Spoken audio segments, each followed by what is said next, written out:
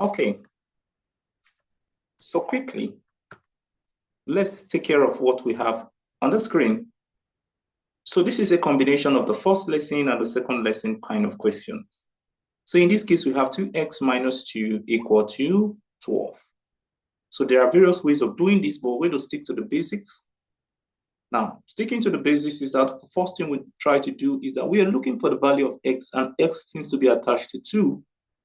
So first we look for the relationship between this and this. So let's treat the relationship between 2x and 2, and that is plus. So what we do first is to add 2 to both sides. So we have 2x, now minus 2, I add 2 to this side, then 12, which is the other side, I'll also add 2 to the other side because it's minus.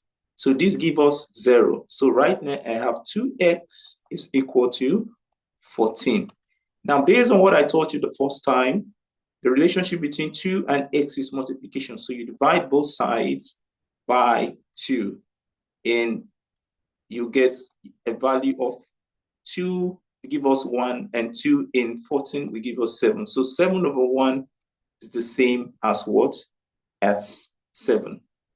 So for this, similarly, you're going to do the same thing. The relationship between this is addition. So you subtract 5 from both sides. So this gives us 3x plus 5.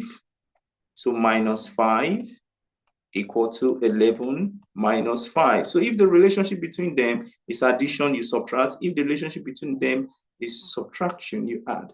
So if you do that, you get 3x then equal to, and this minus this, we're going to get 6. And when you divide both sides by 3, right, you get x equal to 2, just like that.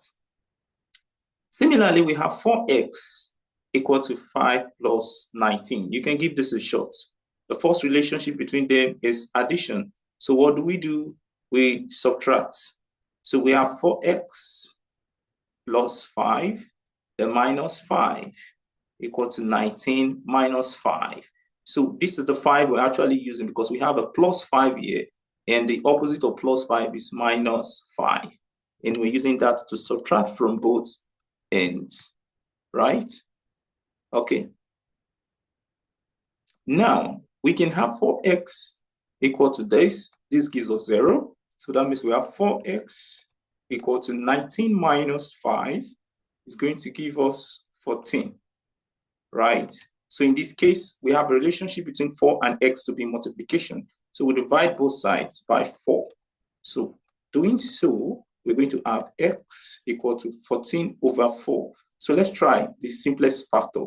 2 can divide this to give us 7, and 2 can divide this to give us 2. There is no number that can divide 7 and 2. So we leave our answer at 7 over 2, right? So similarly, 6x plus 2, we look for the opposite of plus 2, which is minus 2. So plus 2, then minus 2, we subtract 2 from both sides, so we have 8 minus 2. So by so doing, we're having 6x. This gives us a total of 0, and this gives us 6.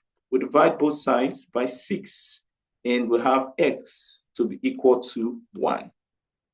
So let's go to the next one. 7x minus 5. So we add 5 to both sides. That's minus 5 plus 5 equal to, then the other side, 9 and plus 5. Then this is going to give us 0. So we have 7x equal to 9 plus 5 give us 14. So we divide both sides by 7. And that gives us x equal to 2. So 14 divides 7 is going to give us 2. So that's the value of x.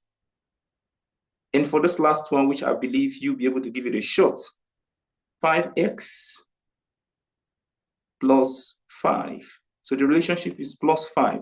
So we subtract 5 from both ends. So 5x plus 5 minus 5 equal to 15, then minus 5. So this is going to give us 0. So we have 5x equal to 10. So we divide both sides by 5, and we'll get x is equal to 2. So as you can see, This is just a combination of the last lesson and the first two lessons. So we're going to move to the next class. Thank you.